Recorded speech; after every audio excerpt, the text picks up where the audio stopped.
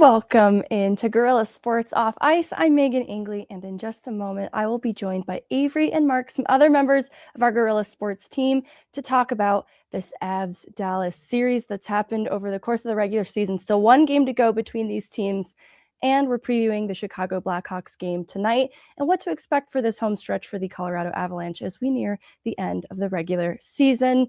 But before we do, I think this is Avery's first time on our set, getting to enjoy some of this beautiful furniture from Furniture Row. You may have noticed this glow up, and it's all thanks to our friends over at Furniture Row. It's a family-owned company known for high-quality home furniture at incredible value, an easy, hassle-free shopping experience from living rooms to outdoor patio sets. Everything you need is under one roof. With over 100 locations across the U.S., Furniture Row offers a terrific selection, unbeatable value, and knowledge. No pressure staff who actually take the time to find what works for your space and your budget. Furniture Row, where great style, quality, and value come together. And I want to talk to you guys about our friends at RefiJet. Did you know that you could save $150 a month, all with just a soft credit pull and zero hassle? Lower payments, flexible terms, even cash back from your car's equity. RefiJet does the work and you get the savings. Start today at refijet.com/sports, the faster, easier way to refinance.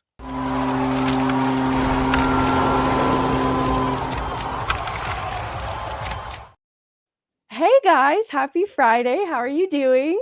I'm doing amazing. So good. So happy to be back here in the studio.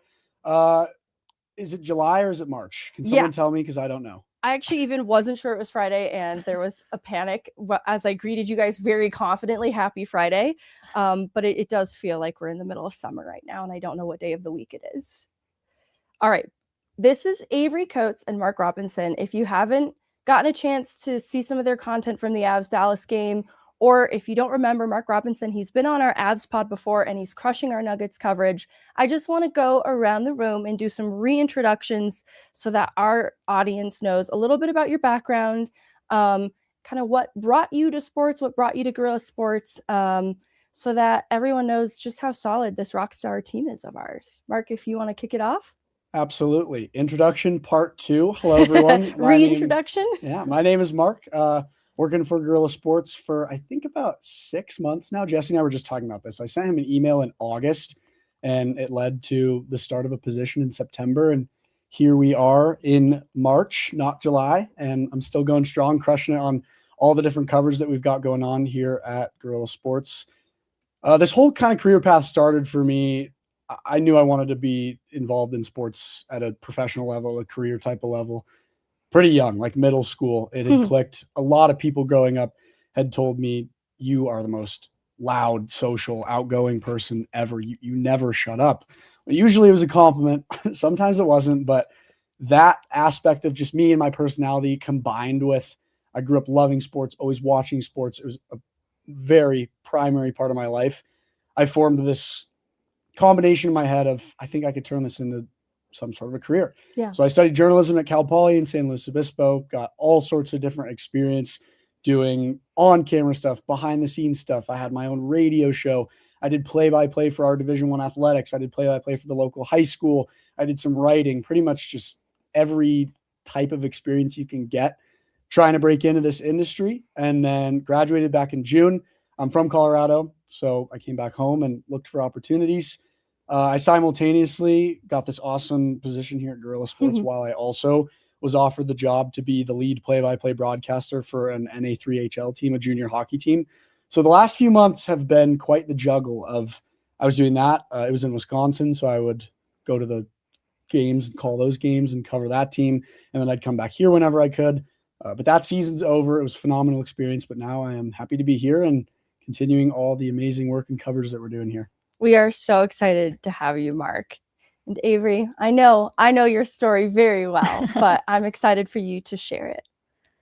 Hello, everybody. I'm Avery Coates. I am a new addition to Guerilla Sports. I've been here for about a month-ish, I would say. Yeah. However, I've known Meghan for a while now. We met through the Colorado Eagles. I'm in my 3rd season of doing social media with them. So I am pretty familiar with the Colorado Avalanche organization. And like I said, I met Meghan through the Eagles, and she kind of brought me into Guerilla. I kind of had an untraditional start in sports, considering I didn't grow up a sports fan. My parents don't watch sports. I never really understood sports. It was like, oh, there's a game on and we're in a restaurant. I'm not watching it. And then I went to Colorado State University and I worked in student media doing photography, writing, all sorts of stuff. And I got asked to photograph the men's home opener my freshman year for basketball. And I had no idea what I was doing. I went. It was stressful and I was exhausted afterwards, but I haven't looked back. I was really into basketball for a couple years and then decided I wanted to work for a professional sports team, expand my reach a little bit. But there's not too much up in Fort Collins, and I didn't really want to drive down to Denver. So I turned to the Colorado Eagles. They were brought to my attention, and I got a social media job. And here we are, almost 3 years complete with them, and I absolutely love it. And now I can't get away from sports, and my parents still have no idea what's happening.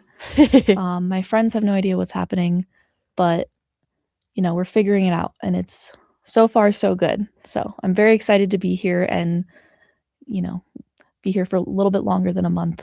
Yes, no, I know you're still new to it. Something that excites me about bringing you on board is similar to what Mark was sharing in his journey, getting to wear many different hats, because you've done so much great coverage with the Eagles, behind the lens, doing some capturing, but you've dabbled with the reporting side of it as well, and that is your background. So you guys both really helped us out in a big way earlier this week in covering this Avs Dallas game. If you guys didn't know, Jesse was officiating a wedding. Minister Jesse. Yeah, Minister Reverend. Jesse. He actually has asked us to call him that now. And the Eagles had a broadcast game. And I love this because we just want to cover the whole organization top down. And so when they have these TV games, the Eagles deserve their shine too, but this was understandably a huge game for Avs Dallas as well. So Avery and Mark stepped up and helped us with the coverage. So we're going to go back and kind of get their perspective on things, not just thoughts on the game, but also just your experience being there in the field doing some of that coverage. So I guess off the top, starting with you, Avery, what were some thoughts and takeaways on the game itself? I mean, overall, the Avs played really well. They looked really good. Everything looked pretty cohesive. And physicality was a big thing. Parker Kelly had 11 hits out of the Avs 29, which is, kind of a lot. And so I really liked their style of play. It was just that, Dallas ties it up and they get pushed into a shootout.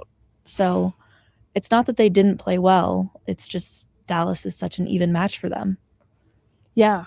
Mark, I think I heard in your post-game hit, you were talking about how, or maybe it was even in the interview with Makar, how all of these games have gone to a shootout against these teams this year. It seems like they are just two heavyweights going at it all year long. What were some of your impressions? Well, to your point, in that all three of the games so far have gone all the way to a shootout. It goes past regulation and neither team can score in overtime. To me, that comes from the fact that both of these teams, obviously they're both top 5 in the National Hockey League. They're divisional opponents, so they play very hard.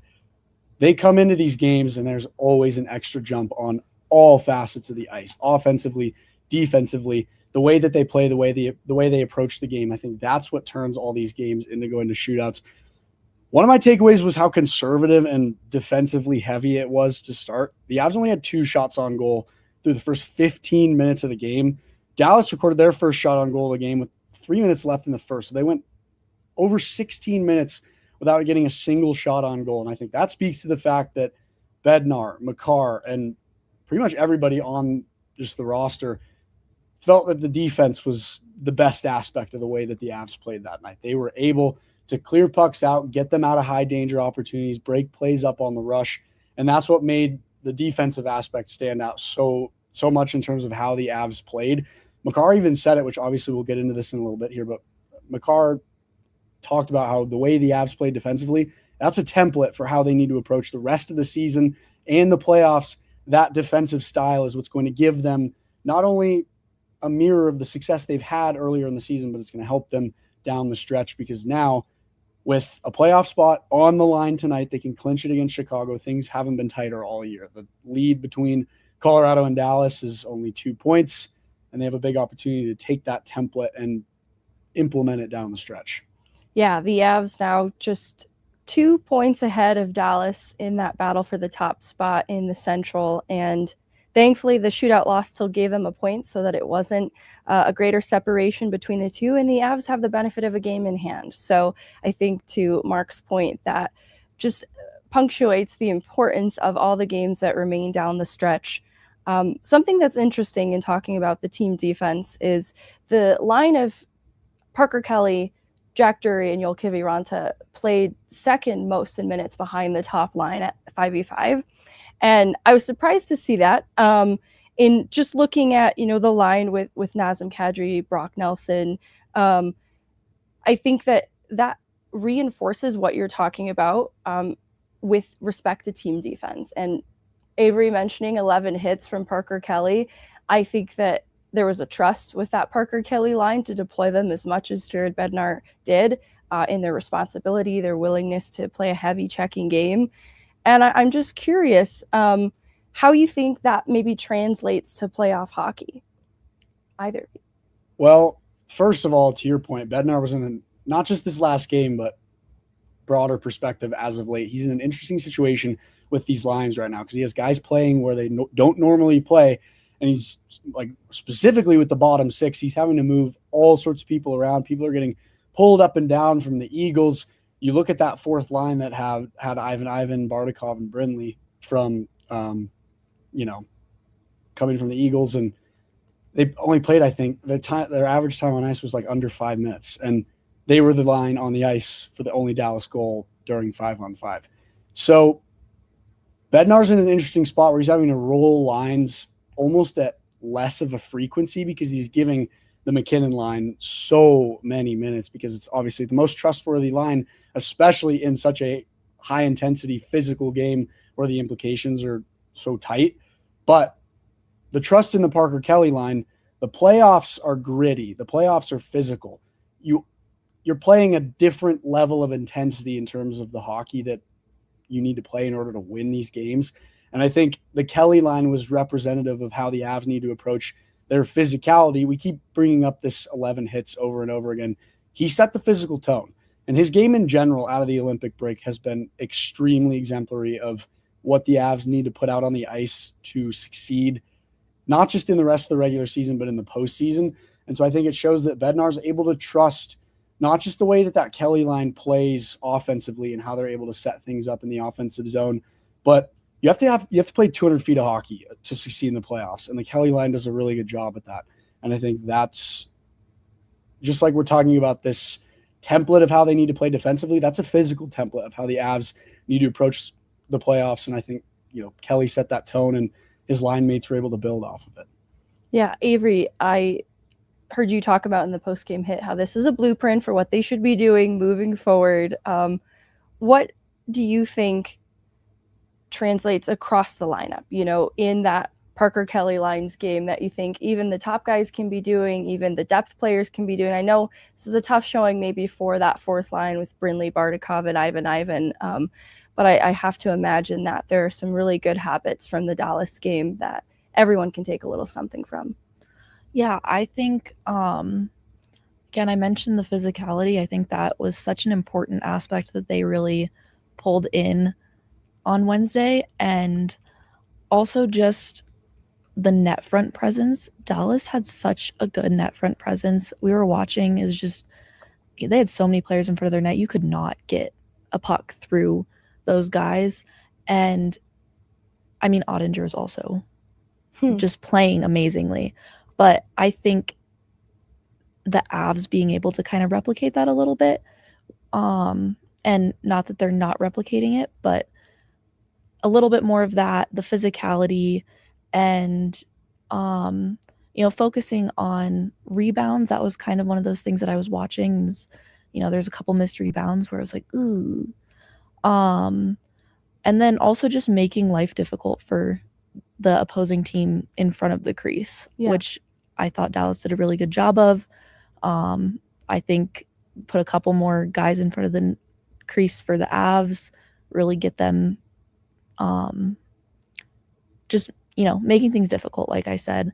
And I also think it's interesting, both of you talked about the fourth line and that, Ivan call up. It's interesting to see kind of who Bednar pulls up for that fourth line, because not only are the Avs hurt, the Eagles are all hurt. Right. I don't even know what the number is at this point. Makar and Felleber just made their comeback on Wednesday with the Eagles. Poland's hurt. Bradley's hurt. Steinberg is still hurt. I mean, everyone's hurt.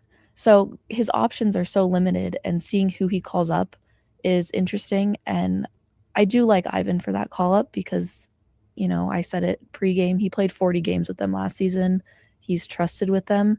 So I was happy for Ivan, and that's, comes from knowing him from down at the Eagles. But I really, I'm just interested to see kind of what happens there, especially with the Avs being hurt and supposedly a little sick right now. Yeah, I think that is an interesting component, which one, Jolke Viranto was one of the players that was affected by this illness. And in like the Winnipeg game, and then coming back, it was the Pittsburgh game, I felt like he wasn't winning battles as effectively as he normally did. And then Jared Bednar said he's been sick. So one, happy to see him with a little bit more in his battery for this big Dallas game. And the Ivan call-up's interesting because a lot of people thought it was going to be Cale Makar. He had a big goal in that Tuesday game. And I think the center option that Ivan offers really, strengthened his case in the call-up. But you're right, they're pretty banged up. They've just gotten Felleber back. They got Poland back on Wednesday, thankfully. Okay. That was new, though. He was out the night before. And so their forward depth is a little bit depleted at the moment. Like, I know Nikita Prishapov would be a player that the Avs would probably be interested in seeing. But all of this points to there's a Black Aces conversation in the playoffs and the different players that they're going to want. And they're going to want to see if they can hang with the Avs when playoff-style hockey comes around. So this was a really good game for Ivan to get his feet wet. I think that's a tough play on the Robertson goal. I think he just wasn't sure of his assignment and got caught a little bit puck watching. So it's a learning lesson. It's a tough learning lesson because that kind of became the difference maker in this being decided in regulation for the Avs. But you know what? I think that the Avs pulled together as a group for this Dallas game because they've had up and down results on the penalty kill coming out of the Olympic break, though it's been really solid all year. And they were able to hold Dallas to just one shot against for their power play, which if you go back to the Avs-Dallas playoff series, the penalty kill was good in the regular season, but struggled a little bit in the playoffs. And so I think it's encouraging to see them get that right at this point of the year against Dallas, so specifically, keeping in mind Dallas is missing some of their key players at the moment without Mikko Rantanen, Rupe Hintz, Faksa. I know Tyler Seguin's just kind of done for the year, but that's still an important name. I guess the other thing is the number of injuries that are affecting the Colorado Avalanche. Like, we'll talk about it more when we get to our bigger picture conversation, but I was curious in looking at how competitive the Avs were in this game, if it was so obvious to you that they were without Gabriel Landeskog, Arturi Lehkonen, Ross Colton.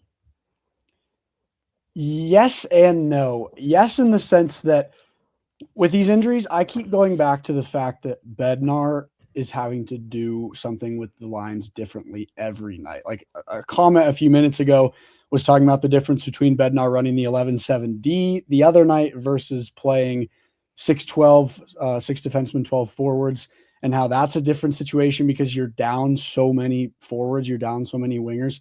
So yes, in the sense that I feel the lack of their presence, like missing guys like Gabe Landeskog and Arturi Lehkonen, because there was all this excitement with the trade deadline and who the Avs went out and got. They bring back a huge third line centerman in Nazem Kadri, who is an X factor on the power play. He plays so well on the half wall. He's so aware. His hockey IQ is unmatched, but you're not playing him at his regular position right now. You're having to play him in the top six, which, do not get me wrong, Nazem Kadri he can be a top six player on this team, but he was brought in to be a huge piece to our bottom six, and we haven't really seen that yet. And then Nicholas Waugh, he's supposed to be this crucial fourth line center in place of Jack Drury, who fills the center role well in the bottom six, but we knew we didn't want him at the 3C. But now we've been seeing him play in that position a little bit more than I think people were expecting after all the trades the Avs made before the deadline. So yes, in the sense that none of these players that we brought in are in the roles that they're going to be in. And, I asked Bednar about Kadri, and he thinks there's a lot of personnel development that he wants to see with where he's playing and how he's using him within the system. And it's because he hasn't found his sure role within the roster yet because of all these injuries. No, in the sense that all these players are stepping into these black holes on the roster. They're playing to the same level of physicality. They're playing to the same level of their hockey IQ and their ability to play really well in their own end. Like, I know we keep going back to Parker Kelly, but he's filling a type of physical role that I think mirrors how well Gabe Landeskog plays in the top six and how physical he is and how well he plays off the puck and the kind of tone that he sets for the Avs. I think everyone that's healthy on the roster recognizes all of these holes, and they're able to fill those sort of gaps to a pretty significant extent, especially also considering all these injuries are trending up. I mean, every player's going on this road trip for the Avs, and it sounds like specifically Lehkonen and Landeskog are really close to being back in the lineup, which I'm excited to see that. Not necessarily because I'm excited to see Landy and Lecky back to playing, because obviously I'm excited to have them back, but I know what they're going to bring. I know how they're going to fit right back into the lineup. But just wrapping this whole conversation out, I'm excited to see how the other guys fit in their more traditional respective positions. Yeah, I'm really excited for it too. Avery was with us on trade deadline day when the Nazem Kadri trade was announced, saw the craziness that ensued, and he plays a pretty big role on this power play for Cale Makar that helped to open up the scoring, get the Avs in this game. Just what are your thoughts on Nazem Kadri rejoining the team? And also, similarly, the importance of this power play goal from Cale Makar in this Dallas game. Yeah, I think Kadri he's a natural fit. We know that from their 2022 season and winning the Stanley Cup with him. But his help on the power play, I think, is really positive for not only the team, but also fans, because that's the big thing that people have been talking about, is wanting to see that success on the power play. And so Makar scoring on the power play from Kadri was, that was kind of like the perfect little picture for people to see as far as like support goes from the outside. But also just, we know he can bring success in the postseason and has done it before with this group. And I think kind of when the team gets healthier and when everyone's back in their normal spots, he is going to be important in bringing energy and kind of that like the fire behind him that really gets guys going.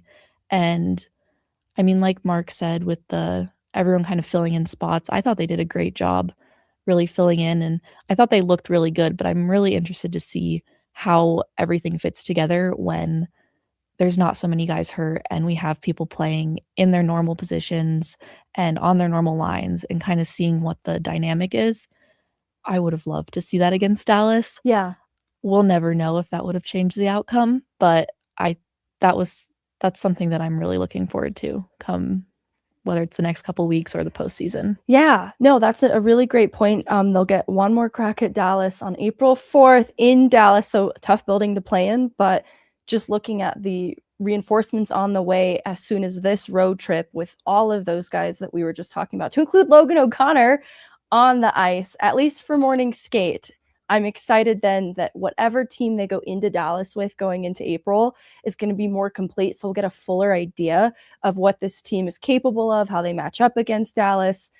So let's take it, before we move on to bigger picture, let's take it into the locker room for that post game and just kind of recap some of the takeaways and impressions you had, because I've been in some sad rooms, like coming out of this Olympic break. They've had some tough games, the Edmonton game, the Pittsburgh game, and then they were on the road, but like coming back from Winnipeg. So the vibes seemed different to me. Like they weren't hanging their heads too lowly.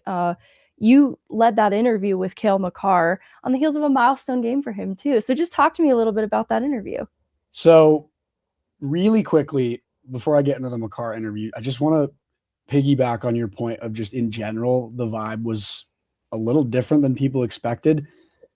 I think chins were a lot higher than people thought. Yeah. For this team. Like, we didn't speak with him, but McKinnon, huge smile on his face. I overheard some conversations that he was having in little smaller scrums with one-on-ones that he was getting with other reporters. He was really happy with the way his team played. He was really happy with both their offensive and defensive presence. I think this is not necessarily a game that the Avs were beating themselves up about. I think they were happy with the result of the way they played, not the result of the score. Yeah. And so overall, I just think there was a lot of positives to take away. With that, we can obviously, yes, get into the Cale Makar interview. Dallas is obviously a very tough team to play against. Yeah. And we've mentioned it a few times. Every game this year has gone to a shootout. And it's been games that have been high scoring, like the one back on March 6th. We were trailing. Blackwood had a tough start. Wedgewood comes in and stands on his head and gets us into a shootout that we can win after coming back, scoring with the goalie pulled. You go all the way back to October 11th, I think was the day, the very beginning of the season. Another one where it's just back and forth the whole entire time. And you end up in the same situation and unfortunately doesn't go the way that you want it to. The biggest thing for Makar in terms of talking about what was so difficult specifically today was just how stingy Dallas is defensively, because obviously Colorado, Makar said it, they played one of their best templates of defensive hockey that they've had all year, but Dallas did the exact same thing. I saw a few comments about the way that Dallas plays on the net front. That was my number one, like, golden takeaway from this game is there were no second chance high danger zone opportunities for Colorado. Every single time they developed a system offensively, they got the puck moving, they built up pressure in the offensive zone. Anytime they got a puck down low, like, it felt like, Ottinger made 33 saves on 34 shots. It felt like a lot of those, he was able to get a piece of it, but it kicked out into the low slot in high danger. No Colorado players there to try to get a second chance tip, try to get a second chance opportunity. It was all Dallas right in front of Ottinger. They did such a good job rotating between getting onto their guys up in the circles, up at the hashes, making sure they were rotating. But then as soon as it felt like the play was kind of moving its way to more dangerous opportunities, they got low and they were able to clear pucks out of high danger zone. So that was Makar's biggest takeaway, and that they're just such a stingy defensive team. And I mean, he's the best defenseman in the league, in my opinion. So for him to recognize that, that's obviously huge. And then despite that, he spoke really highly of the opportunities that the Avs found, which, also speaks to just how well Jake Ottinger played, because there were so many offensive opportunities. There were so many chances to score, and the system of how the Avs were developing offensively, even how because it was a 5-on-5 heavy game. The refs really let him play, which doesn't happen a lot versus Dallas. And to your point a few minutes ago, that was the downtrend we saw in that playoff series. That was why, in my opinion, we lost that series, was because of mistakes that led to power plays, that led to messy penalty kills, which evidently that was the blueprint of that game 7. Messy penalties allowed them to come back. And an unsustainably good Dallas power play. It just couldn't produce at that clip through the Western Conference Final, which makes it frustrating that they just managed to against the Avs. Yeah, everyone knows that was the Western Conference Final of the playoffs last year. But he had Makar had a lot of positives to take away as well. He knew, the team knew it was at stake, and they were able to get a point. And he spoke really highly of how, we're having this conversation of, did you feel the absence of Makar, Colton, Landeskog, O'Connor? And he said guys showed up and they played really hard, physical, really smart play. And this is a direct quote, we've got a lot of gamers on this team. And he spoke really highly of how everyone was able to come in and play a really strong game against Dallas. Parker Kelly, ultimate gamer. Avery, what were some of your takeaways from the Bednar availability? He always speaks a little bit longer than whatever you get in the room. So if you both need to tag team unpacking He's just a hockey guy. He just loves talking about it. He's funny too. He'll give you a yes or no answer sometimes, pause, and then he'll expand on it. Yeah. I really appreciate that about him. So what were some of Bednar's thoughts? Yeah, I think or not, I think I was listening to it. Overall, he was like, he sounded pretty positive. Yeah.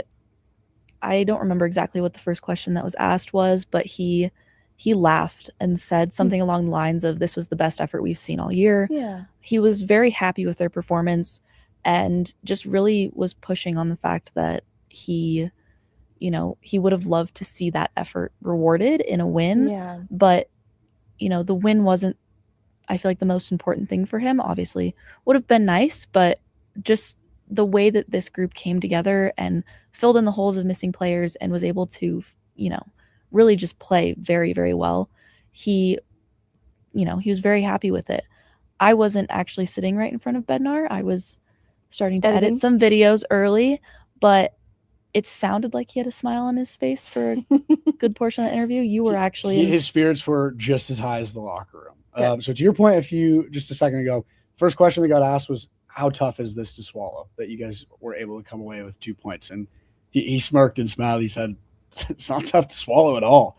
Like he had no issues with the way that the Avs played. And he made it a really important point to say that he doesn't judge his team solely on results. He wanted to more so unpack the way that they played, the way that he rolled out the lines and the results that he got from that. And he was a lot happier with the 12 forward, 6 defensive setup. And he's been changing the defensive lines up a lot as well. Like he started Kulak and Makar in this game, and he was happy with that.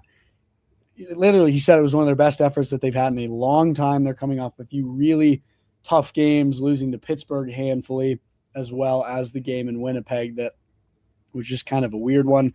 He really liked the results defensively and just was very high spirits with how things panned out. And he also talked too about, like, somebody asked a really good question of how, like, looking bigger picture with Dallas, how do these games end every night? And he said it's different every single night. Every single game that you play against Dallas is going to end in a different way. But like he was confident in that the template of the game that they played against Dallas, if they do that in the future, he knows that, like, once they get the reinforcements back, once they implement this type of play, it's a team that they can handfully beat. I've been trying to stop myself from getting into the bigger picture stuff too soon before we unpacked the game this week. But I feel like we've covered it pretty well, so we can start digging into how this matchup against Dallas relates to the possibility of these two teams seeing each other again in the playoffs at some point. But to recap that milestone from Cale Makar, just didn't want to gloss over reaching his 4th career 20-goal season, now 3 consecutive 20-goal seasons from Cale Makar. I know there have been some discussion around him having a bit of a down year just because his name in those Norris conversations maybe isn't at the top of the list the way we're used to seeing it this time of year, but still a really good season from Cale Makar, a huge power play goal from him. I'd like to see that continue to be a trend for the Avs, who have shown a little bit of promise on the power play coming out of the Olympic break, but when they've needed to count on it most, it hasn't always delivered, and I know that really panics people. So I think that's a really bright spot coming out of this game as well. The thing I kind of wanted to kick it off with is this was a stingy game defensively from the Dallas Stars. And when I look at the 5v5 process that the Avs had in this game, they outshoot Dallas 34-18 with 20 additional attempts blocked. They control possession throughout the game. I think I credit a lot of that to that Kelly line in the heavy forechecking game that they play to help win pucks back, protect pucks. That just lends itself to some of that possession. That wasn't really untrue for the Avs against Dallas in the playoffs. They created a lot of high danger chances, high volume, and it was difficult for the Stars the stars on Colorado, I should say, the top guys on Colorado to deliver on demand because it was so hard to beat Ottinger. And that gives me a little bit of concern, one, because looking at those 20 additional attempts blocked, that's good lane management from the Dallas Stars. To hear Avery and you, Mark, talk about the net front presence, just kind of clearing bodies out of there, making it tough to play against. One, you miss Arturi Lehkonen. I think that he'll make a huge difference in how the Avs can be more competitive at the Dallas Stars net front. And Landeskog. That being said, what's different then? Like when this team is a little bit fuller, a little bit healthier, how do they beat the Dallas Stars, who are so stingy defensively, and Ottinger, who is really good at stopping guys like Nathan McKinnon, Marty Netchess. Making the sleeve save. Yeah. So, like, can they solve Ottinger before it's too late? What do you guys think? I think the fine-tuning the small details was really just kind of my takeaway. And because like you said, their defense was, it was incredible. And the way that the Avs outshot Dallas, 34-18. And that was something that was consistent throughout the game. At one point, I think towards the end of the first, we looked at the shots on goal and, Dallas had just a couple. And it was crazy to see kind of how that differentiated. And so I think really focusing on those small details and their net front presence, which I keep saying, but being there for rebounds, and not that Dallas really allows that, but kind of focusing on how they're able to get in there and be there for rebounds or second chance, tip-ins, anything like that. And I think also we want to continue to see the progress on the man advantage. And I think also not jumping too far ahead of, focusing on the playoffs. I know they're right around the corner. I know there's only a couple games left, but focusing on what went well this past game and figuring out how they're able to replicate that, improve it further, and kind of focusing on the now and what can be taken from now and brought into the future when they get to playoffs. That's a really good point around just honing in on the details now and kind of mastering them. What do you think the key is to beating Dallas? Very difficult to fathom all the different ways to try to beat the team that the Avs have had the most trouble with over the last few years. To beat Ottinger, you have to beat the Dallas defense. That's the way I view it, because Ottinger is one of the best goaltenders in the league. Like early in the NHL season, I made a prediction that I thought he was going to win the Vezina. I don't know if that's going to happen, but he's definitely going to be in the conversation. And when it's against the Avs, he always steps up his game to a higher degree. You have to beat the Dallas defense, and you have to figure out how to get around the way that they're able to rotate so well up and down in the offensive zone in order to get pucks past Ottinger. Bednar in his post-game availability said it comes down to mistakes against Dallas. And the bigger picture with Colorado and Dallas is just the games are going to end differently every night. And this last game that we're unpacking, almost zero mistakes for Colorado. You obviously have the fourth line and leaving Robertson all by himself on the near side. He's able to get a shot with no traffic at all. Wedgewood even gets a piece of it, but you look at that mistake a little bit. But I mean, Bednar also defended that line in that he said it was probably the biggest game that those three players have ever had. Yeah. Like this year, you're looking at Gavin Brindley's first year with the Avs, and he only played, I think you count on one hand, his NHL games prior to coming to the Avs after that trade, sending Coyle and Wood over to Columbus. But aside from that, the fact that the mistakes were there were almost none, that shows promise. And you also have to look at the fact that, like we briefly mentioned it a few minutes ago, this was a predominantly 5-on-5 game. The refs let these two teams play. They let the physicality reach an all-time high. There was maybe a few missed calls, but that is not going to be the case in the playoffs. Officiating is going to be extremely fine-tuned. You're going to see a lot more man advantages on both sides of the ice. When you look at that 7-game series, our losses and our mistakes, and evidently the reason that I think we lost that game, that 7-game series in Game 7, it came down to the Avs making mistakes, ending up in the penalty box, and giving Dallas opportunities to capitalize on a very dominant power play during that postseason. So I think if Colorado just sticks to their consistent game when they get these reinforcements back, if they keep their play very physical but do it in a correct manner where they're able to stay out of the box, if they keep this defensive style up that everybody, including Bednar and Makar, said was a really good template for how they need to play in their own end for the remainder of the season. And then also, I know we keep going back to this, but find second chance opportunities, utilize Lehkonen and Landeskog when they come back from injury, get pucks back in high danger zone opportunities after Ottinger makes those first few saves. Don't let the first shot on goal, don't let the first opportunity on a high offensive zone time pressure, don't let that be the last. Keep fighting for it. Get it along the wall. Get it back up to space. Utilize how strong our defensemen play at the blue line in the offensive zone, because we have such a 200-foot type of defensive style that the Avs play. Because, another point that I wanted to piggyback off of was people are saying, oh, Makar's not having a great year. Only 20 goals as a defenseman. He's not having an off year. But the thing that gets swept under the rug with Makar is how good he plays in his own end. People only gauge how good of a season he's having based on his points and how well he does offensively. He's so good defensively. Yes, there is a stick check. I was watching the game while watching the Eagles, so I won't be able to tell you more than this, but it was a crucial stick check in his own end late in this Dallas game. And I was like, he's just so much better than he gets credit for. And I remember I tweeted something out during the game, and I don't remember who the hit was against, but he laid a massive hit on someone that completely derailed offensive momentum for Dallas. It flipped the script and allowed the Avs to pick up possession and kind of find their footing and move the puck down to the other end of the ice.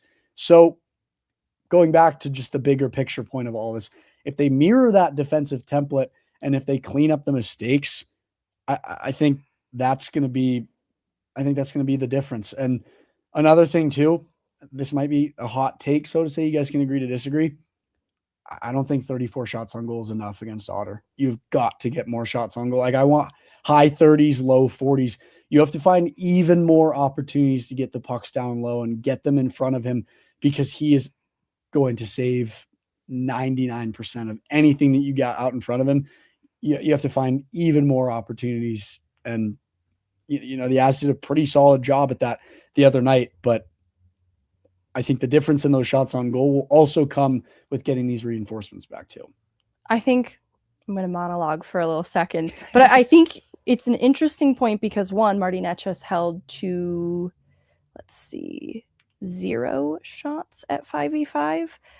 In this game, I'm going to talk about a more bigger picture because he has 2 shots on goal in total in this game, and he's held to 0 at 5v5. That is what you're talking about. Like, that's not going to be enough. But in looking at the total number of those 20 additional attempts blocked, they tried to put 54 on Ottinger.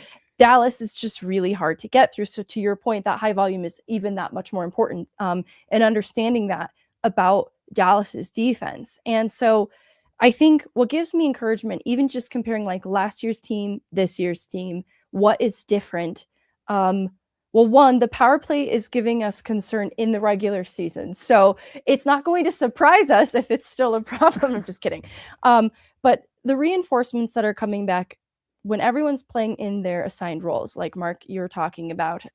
One, I think we see Nazem Kadri play back down the middle. I think that position being more true to him will be more effective for him as a player. He can drive play from whichever line that he's on. And I think the energy that Avery talked about that he brings is going to probably make a competitive third line. This is my vision for it. I'm seeing Nick Waugh actually being utilized on wing, and I'm seeing him being used on wing. Nazem Kadri centering that third line. You get Ross Colton back. That's a really competitive, high energy third line that's going to be hard to play against between Nazem Kadri at the faceoff dot and then what Nick Waugh brings. I think that his net front presence has already allowed for some goals against different teams. So that could be kind of the secret weapon in getting a little bit more out of the third line than we saw in the Dallas series last year. So I think depth, when this team is healthier, is going to be what makes them more competitive, because when I look at the top end of Dallas, it's pretty good.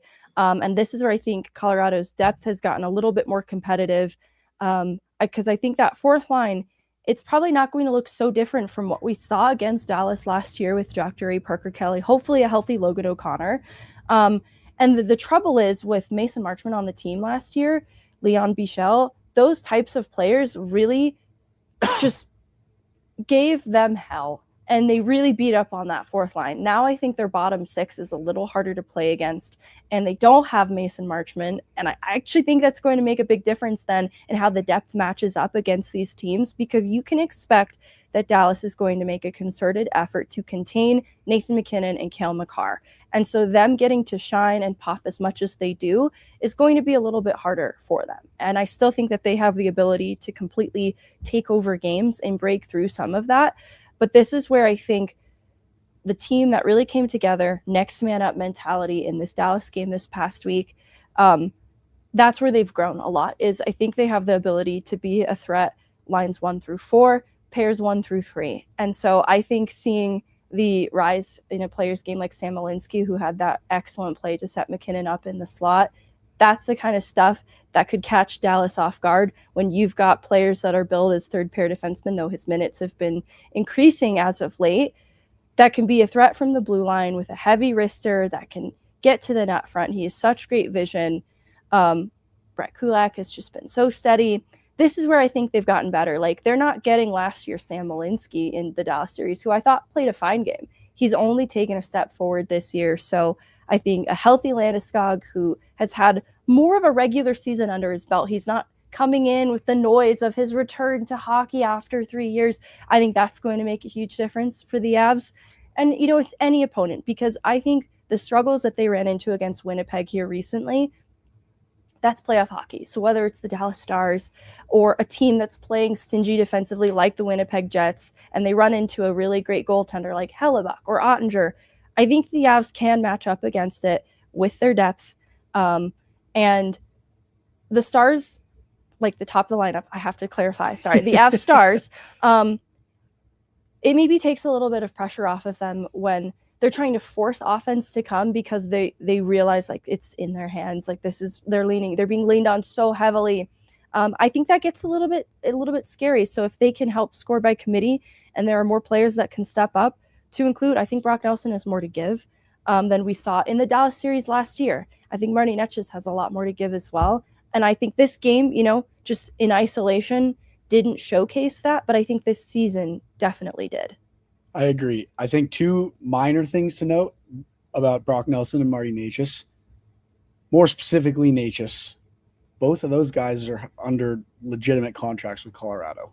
I think Necas's game overall has elevated now that he knows he has a home in Colorado. There's no voices in his head saying, is this going to be my team? Is this where I'm going to play long-term? Is this the system that I want to dial myself into? He's on a now 8-year, $11 million contract with a no-move clause. He's not going anywhere, and I am a firm believer that is going to elevate his game in the playoffs. It's elevated his game this regular season, and you could make the argument that he's had a tough stretch as of late. I think he was a -1 over 2 of the last of his 3 games. He was a 0 against the Stars, and like you'd mentioned, he was not able to get any shots on goal in 5-on-5. But I think you see his game get elevated purely from a mindset standpoint, because at the end of the day, mindset plays such a huge role in the playoffs, because it's a different style of hockey. It's so much more gritty. It's so much more physical. You have to find ways to score goals in unorthodox ways, because you have a goalie like Ottinger making saves up his sleeve or kicking his pads out left and right and making highlight reel types of plays in the crease. And so I think you see those types of players get a lot more elevated in terms of their play. And then I just cannot wait to see what Kadri does on a playoff roster in his respective position. I just think there's no way that he doesn't mirror the way that he stepped up and was one of the primary reasons that 2022 Cup team came out and dominated in that playoff run. Because I was listening to somebody talk about this the other day. The expectation for the Avs to win the Cup that season was, I think, in a similar way that it is now. Like, a lot of people had high expectations that the 2022 group needed to win a Cup. It was a prime opportunity to coast through the Western Conference and put yourself in a position to win a Stanley Cup. And I think there was a lot of voice and a lot of pressure that was making that point. And similarly now, same thing. Everyone's saying they're the Cup favorite. Everyone's saying that they've got this deep roster. Their center depth is unmatched.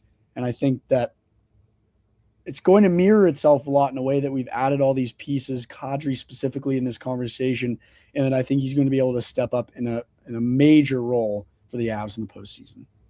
Avery, Marty Necas has had 9 goals, 10 assists. Coming out of the Olympic break, it seems like he's trusting his shot a lot more. What have you felt about the season Marty Necas is having now that we get the benefit of, I think, the noise around Mikko Rantanen, Marty Necas, who's better, who won the trade? I think it's quieted down at least to let Marty Necas just have the season that he's having. Yeah, I think he's felt more comfortable.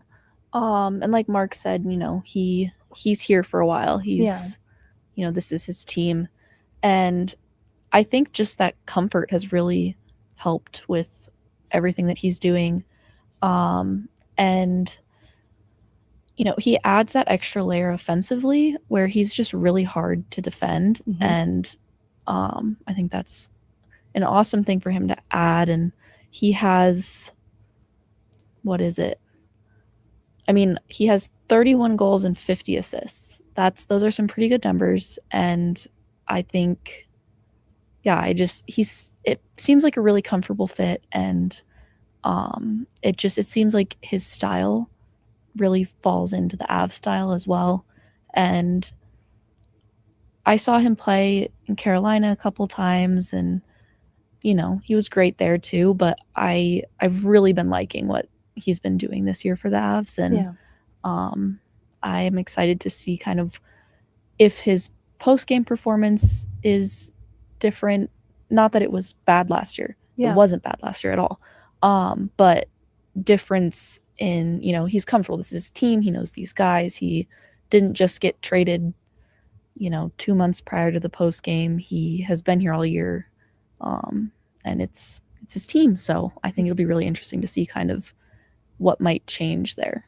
Yeah, I think the style of hockey that the Avs demand in the playoffs is a heavy checking game. You have to be committed to it. You have to be engaged. And obviously, no exceptions even for that top line. And so I think Nathan MacKinnon really digs deeper into that in the playoffs. And I think Marty Necas tried to last year. And he's trying to be strong on pucks. And sometimes I think the focus in wanting to be so good in that way took away from some of the offensive creativity. And I think this year he has really gotten more comfortable, like you're saying, Avery, with tapping into the offensive side of his game, leaning into the shooting threat that he is, and just opting to take shots when those opportunities present instead of just deferring for a pass option. And so I'm curious to see how it's all come together then for Marty Necas in the playoffs, because another 30-goal scorer on this team has been in the hot seat. And I am a big Brock Nelson defender, so this isn't news to anybody, that even though he's only had a goal and 5 assists in the last 12 games coming out of the Olympic breaks, on the heels of winning a gold medal. So I think that people maybe set the expectation higher for Brock Nelson because he started the year and the production wasn't really coming right away. But then when it did, kind of the end of October, it was even better by the end of November, and it just continued to get better until then, to the point where, like, out of January into the start, right before the Olympic break, he was one of the leading goal scorers in the league. And so I think people just saw the high of that, where he'd really gotten to that point in his game, coming out of the Olympic break, winning a gold medal, that a goal and 5 assists probably leaves a lot of people wanting. I think that part is fair. And so maybe the criticism around, like, oh, he has a bit of a quiet game against Dallas, it's triggering because players like Nichushkin, Nelson, and Marty Necas all also were a little too quiet in the Dallas series than what was needed. But I look at that power play goal from Cale Makar in this last Dallas game, and not only does he draw the penalty in which allows this power play opportunity, but he has a really big, important role in what he's doing with Esa Lindell to tie him up. And so when Nazem Kadri is at the goal line trying to decide what he's going to do with this puck, he sees that Brock Nelson is tying up Lindell's stick, taking it away from being able to cut off this pass now to Cale Makar, who can slide into the high slot. And you see Cale Makar calling for it. And so I think that's where, one, Nazem Kadri's fit on the team is self-evident, because he's used to playing with these core guys on the top unit. There's a chemistry and a familiarity with how to find one another. And then if not for Brock Nelson tying up Esa Lindell between the hash marks like this, Lindell might have been able to get a stick on it. This play doesn't even happen. And so there are little elements of Brock Nelson's game that may not always seem to impact the game offensively, but they really truly do, whether it be a stick check in his own end in the neutral zone to prevent a rush chance against or help them to get the breakout, or in this case, it allows a pass to get off successfully to Cale Makar. You will never catch me saying a bad thing about Brock Nelson. You talked about it a little bit, Mark, that having some security in his future probably gives higher expectation then for what we could hope for in these playoffs. What have you thought about the year that he's had? I think he's blown every expectation that most people have had about what he was expected to do when he was brought in. We obviously got rid of a strong prospect when we traded him, and when we traded for him, got him from the island. And to the point of him signing a contract, I don't think people thought he was going to. I think people thought that he was Minnesota. Yeah. I think people thought that he was going to be gone. And then there was a lot of negative conversation that we signed him and that we got him at the number that we got him. But I think the way that he's been able to come into this team, play so well, both on and off the puck. Like, I love that note that you just made of how he's able to play such a pivotal role in that Cale Makar power play goal, and how that design play is able to be drawn up from Kadri getting that feed right up the middle for such a strong goal scorer in Cale Makar. Nelson has a +12 rating this year. He plays so well as the second line center. And I think that being a 30 goal scorer as well, maybe it's been a rough stretch over the last few weeks, but you have to look at the bigger picture and the larger sample size. And you have to look at the fact that for 130 something consecutive days, it was 134 on the day of the Dallas game, the Avs have led the National Hockey League in points. And Brock Nelson has played a huge role in that. He's been a goal scorer in games that we've gotten overtime points in. He's been a goal scorer in games where we've come back and gotten 2 points in huge matchups, both in and out of the division. And he is the Avs are not where they are right now without the way that he plays, without his offensive success. And when you look at the postseason, when you look at the potential of the Dallas matchup, I've seen some comments about people saying, like, what will this matchup look like? We need to go back to the 1-8. Will the Avs hold on to the one spot? Blah, blah, blah, all that stuff. But if you do end up, whether it's the first or the second round, if you do end up playing against a team like Dallas, or even a team like Minnesota, who mimics a similar style of hockey, the gauntlet that is the Central Division right now, when you talk about having to play efficiently against a strong defense like Dallas, Brock Nelson does such a good job at that, playing down low on the half wall, drawing guys out, allowing space, allowing ways for players like Nathan McKinnon and Cale Makar, depending on the situation. If it's a power player, if he's playing with his line mates, Nichushkin and Landeskog, for him to be able to draw that space out and allow for, scoring opportunities to be found. That's one of my favorite parts about his game as well. He's such a veteran. He brings so much IQ to his game. And I think we see an upward trend, not only from here, but even more so in the postseason comparatively to last year. I'm going to get both of your thoughts on the power play briefly in a second. I know it's kind of like a dead horse that we've talked about all year long, but I think that the success of the PK for Team USA, Brock Nelson's role, although like Vinny Trocheck also just kind of a huge reason for that success, and then some of the excellent defenders on Team USA. I won't go down the rabbit hole, but like loosely, the success on the PK this year, I attribute a lot of that to Brock Nelson as well, just helping them win D-zone draws and just eat up possession and then time on the kill that way. But it's nice to see him have this other role on the power play. It's had up and down results. I think that he plays a big piece in this power play goal for Cale Makar in the Dallas game. And it kind of reminds me of the Power Plaza. If you've heard Jesse and I talk about it, since we've renamed the Power Play the Power Plaza, the results have been really intriguing. And if you haven't gotten the opportunity to experience the power of the Plaza at Johnson Auto Plaza, you are missing out. They have a massive selection of used vehicles, along with new Chevys, Buicks, and GMCs, new Jeeps and Rams. It's like 5 dealerships all in one location. If you're in the market for a new or used vehicle, visit the showroom at johnsonautoplaza.com and experience the power of the plaza at Johnson Auto Plaza. That was so smooth. I'm sorry. No, it could have been better. So Jesse does it better. smooth. I'm sorry, guys. I mean, you might have to take over some of the ad reads. I mean, that was I from an outsider perspective, you rocked that. That was awesome. Until you said Johnson, I was like, what? I know something Where- terrible huh? happened. There was an awkward pause. Moving on. We don't have to spend too much time on it. Are you guys? No, that's not a fair question. How worried are you about the power play? I was going to ask if you're worried. I think everyone's a little worried. That's probably fair. Scale 1 through 10. How worried are you for the Avs power play? Kind of what is the expectation of where it can get to? Scale 1 through 10. I don't know. I feel like I'm somewhere in the middle. Some days it's That's encouraging. It's not like a 9. Yeah, I mean, we've been seeing some success on the power play recently, and it has been looking better, and they're aware of it. I've heard them saying that they're aware of it and they're working on it, and it's been progressing a little bit. I think they just making sure we're there, not we. I'm not on the team. But maybe you should be. Maybe that would solve. Yeah, I actually am a power play goal scorer. I can't ice skate, so it might be tricky. Anyways, I think just focusing, I keep saying the small details, like fine-tuning things. I think working on that is so important.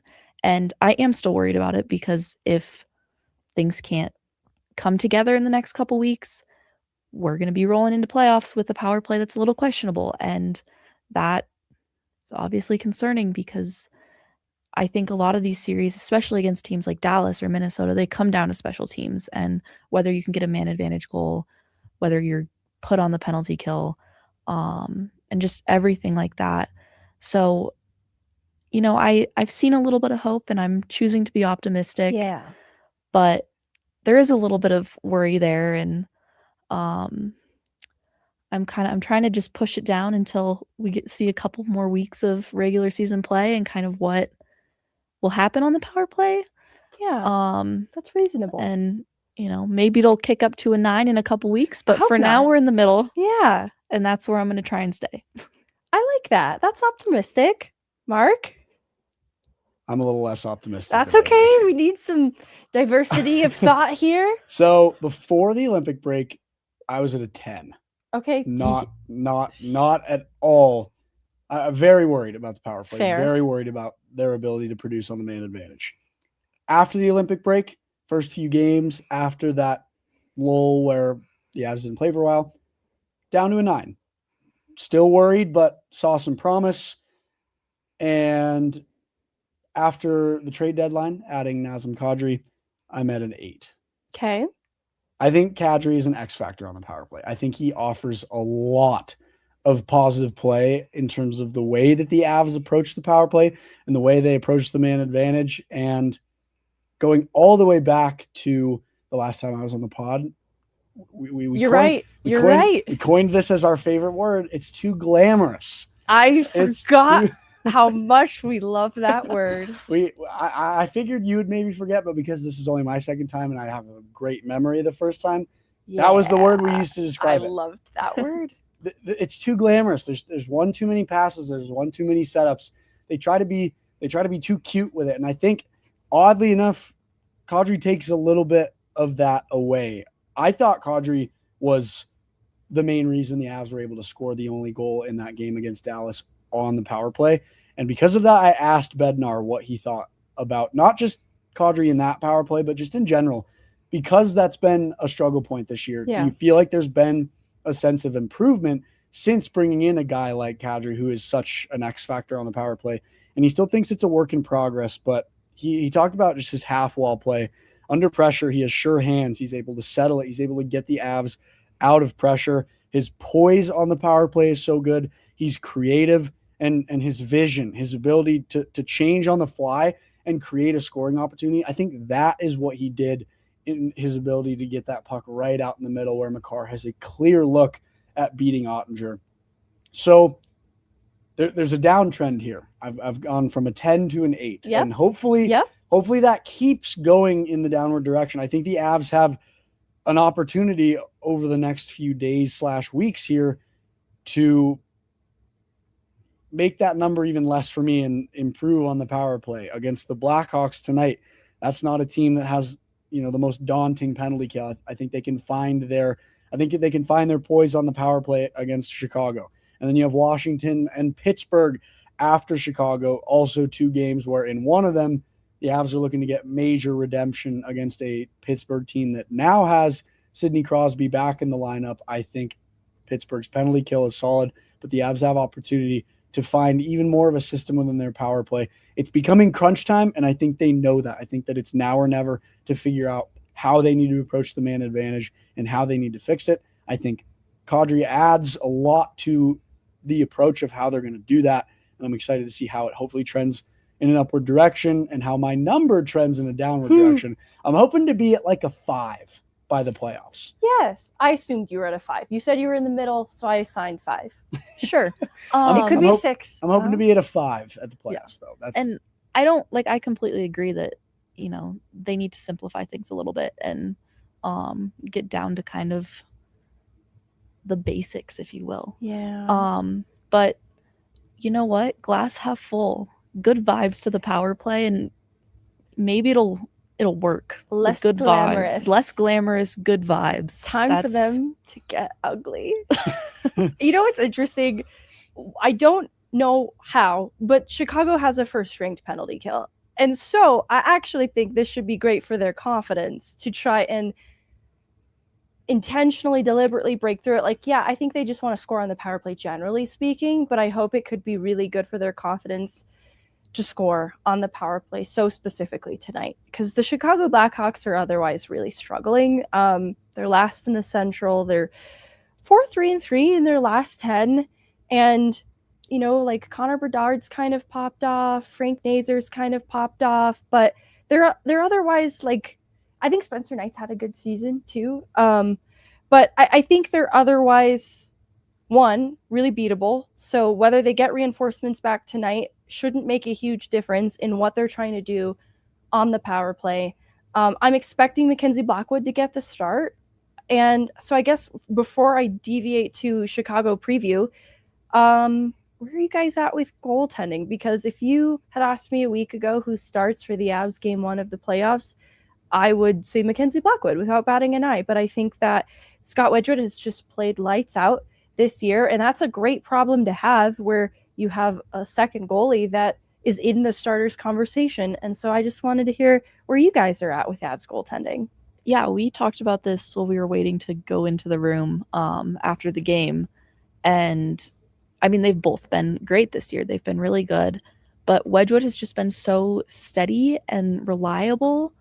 And maybe it's just me, I feel a little bit calmer when he's in net. And I think you've got to go Wedgewood. I feel like he's just, like I said, he's so reliable, and that I think being able to be consistent and reliable is such an important aspect to have in the playoffs, because it is such a long stretch of so many games, hopefully, and not wanting to have any questions about, is tonight going to go the way that we want it to, goaltending wise. So I'm on the Wedgewood train, and I think I'm going to stay there. But, a couple weeks, maybe Blackwood will change my mind. Head conductor on the Wedgewood train. Where are you at? I'm on the Wedgewood train as well. Oh, goodness. I actually asked Cale Makar this post game as well.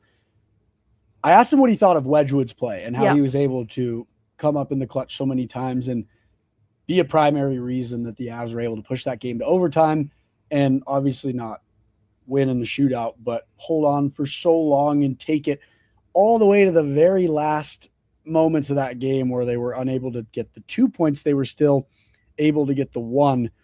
But Makar expanded the conversation he said that the Avs can trust both their goaltenders. Mm-hmm. They can feel very solid about Mackenzie Blackwood and Scott Wedgewood. He was really happy with the way Wedgie played.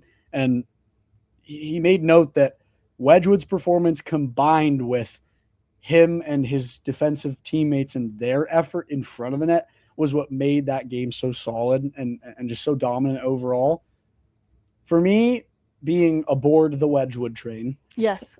You could be conducting it too. We could be co-conductors. Co-conductors. The reason I'm going Wedgewood right now is because when you look at the bigger picture this year, when you look at some of the games Wedgewood's had and some of the games Blackwood's had, there's been more in the clutch moments for Wedgewood, and playoffs are major clutch moments. I go back as of late to the March 6th Dallas game. Blackwood comes in, rough start against Dallas, not his night. Wedgewood has to come in and he has to save the day. He has to turn this game around, and he does it. He doesn't allow a single goal in the rest of regulation, in overtime, or I don't remember if he allowed any shootout goals. I don't think he did. He had a big save on Robertson. Let's just go with he didn't. I don't think he did. Yeah, I remember 2 saves and they were kind of similar. Anyways, Yep. Yeah, that's what we're going with. That's why Wedgewood has been.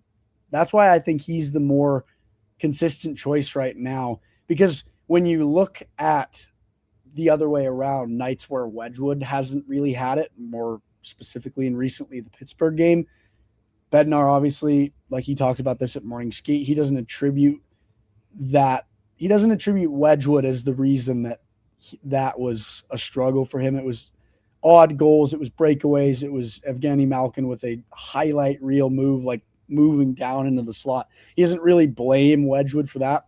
But when you are in basically the same exact scenario and you have the roles reversed and you need Blackwood to come in and turn the game on its head, he wasn't able to do that to as much of a degree. And the Avs go on to lose that game. I think Wedgewood and his ability to play against contending teams and keep the game extremely close and work with the defensive efforts in front of him, I think that's what makes him the standout goaltender right now. Bednar just talked about this the other day on Altitude Sports Radio. He has no clear choice right now. And obviously maybe he has some thoughts going on in his head that he's not going to share with all of us lovely media people. But I think he's in the boat of there's no way of knowing until you get down to the final games of the regular season and you know who you're playing against, because maybe the Avs hold on to the number 1 spot in the Central and maybe they get matched up against a wild card team that Bednar thinks Blackwood has played outstanding against this year, and it ends up being Blackwood. So I think right now Wedgewood's the clear choice, but I think it can change on a daily basis depending on who plays well against what teams and who plays better down the stretch, which, by the way, it is Blackwood in net tonight. Good shout there. That's who will get the start against Chicago. But right now it's Wedgewood for me, but I mean, I think there's no real way of knowing and determining it until we know what the 82 game record looks like and which goalie finished stronger. Yeah, Jared Bednar said on Wedgewood, he's the guy to go with right now. And typically Jared Bednar, like in Georgiev years, has been pretty transparent in backing who he believes his starter is, saying as much. And I actually think that it's because of Mackenzie Blackwood's temperament that he is able to say things like Wedgewood's the guy to go with right now. I think that Blackwood is mentally tougher, and this should motivate him. If it doesn't, then he isn't the right guy for the job anyway. So I haven't really picked a camp because I'm very pro supporting both of them. Like, I love to see Scott Wedgewood earn this level of trust. And I think interestingly, in talking to players recently, they always make a point of saying, when you ask about the guy in net who had a great night, they always make a point of saying we have 2 goaltenders we trust. And I think that's interesting because other times you ask about goaltending and they'll kind of just key in specifically on who they're being asked about. But Cale Makar, other players volunteering that they trust both of their goaltenders. It's been a tough stretch for Mackenzie Blackwood. He's been sub 900 his last 4 games, to include a .733 save percentage recently against Pittsburgh. Obviously gets pulled in that previous Dallas game. It's been weird for him. And so I think that I just want to see the Mackenzie Blackwood who has dealt with adversity, has dealt with a team in a struggling rebuild phase from San Jose. He's dealt with difficult outings, difficult outcomes, and not always having the support in front of him that he needs. And so when I look at the Pittsburgh game, for example, the Avs weren't doing enough to support their goaltender, starting with Wedgewood at the beginning of the night. And I think, the truer test of the goalie, though, is when maybe there is a breakdown in front of your own net. They're maybe not clearing bodies as much as you'd like them to. The odd puck off a defenseman in front of your own net has happened a couple of times to Mackenzie Blackwood and Scott Wedgewood this year. I'm not blaming them for either of those. All that to say, a good goalie will ride that wave. Like when there are those moments where maybe your team could have done more to support you in front, a good goalie doesn't rely on solely that. He comes up with the big saves and honestly has the chance to steal a game when maybe the team is having a bit of an off night. And so I think, to your point, Wedgewood, with the benefit of health and starting for the Avs this year, has done a little bit more of that. Going back to Mackenzie's body of work last year, and I think he did fine for the Avs in the playoffs. Like goalie to goalie, Ottinger to Blackwood, it was a really good matchup. And so I'm not giving up on Mackenzie Blackwood. I want to see him take this feedback, this noise around the goaltending situation and turn it into something really positive. I know that's such a middle of the road stance to not be team one or the other. I just hope both goalies have fun. But I do want to see this. There's a really competitive side to Mackenzie Blackwood, and I think that's all that Jared Bednar is trying to get out of him right now. So to wind this down, the Chicago Blackhawks tonight, who do you want to see pop off for the Avs? Not necessarily an X factor. It could be somebody we all expect, but who do you want to have a big game tonight? I have two. I honestly have no rules. You can say as many as you want. So one of them is the guy that we just talked about. I want Mackenzie Blackwood to have a big game. He's so overdue to stand on his head, a really strong performance. I hope that, the defensive effort in front of him allows him to not have, fluky plays down low where you have a puck going in off of a skate of a defenseman or something like that. I want Blackwood to come in. I want him to have a big game. I want him, I want Chicago to play the type of game that they've played over the last few days, because they've had a gauntlet of a schedule as of late. I want them to play that similar style. I want Bedard to pepper him with a bunch of shots. Yeah. I want him to have a big game. I want him to I hope it is a step in the right direction for him to get some confidence back and him to get in a better mental mindset. So Blackwood's a big one for me. And then second, we've talked about him a bunch today as well, Parker Kelly. Yeah. So physical as of late. He's been a glue guy for this team on that third line, his physical play, his offensive play. And I've loved his game just out of the Olympic break in general. He's come back. He scored a handful of goals. He's been playing a really strong 200-foot game. It's been really fun to watch him. He's playing harder. He's playing more physical. So I want the physicality to match the Dallas game from the other night, but I want him on the score sheet tonight too. I want to see him get a goal. And I think hopefully, playing against a Chicago team that has to be tired. Their last two games were both against Minnesota. They lost it in overtime at home. And then last night they won 2-1 in Minnesota. So they're on the second leg of a back-to-back. It's not a long travel day, but they had to travel back to Chicago for this game. I hope in general the Avs can capitalize on that. Yeah. I want to see a big game from Parker Kelly. Yeah. I want him to get to 20 goals because I'm adopting a whale in his honor. So just keeping that on our radar, guys. I'm in the same boat. I really want Parker Kelly to have a good game. Does he know that you're adopting a whale? I've not told him that.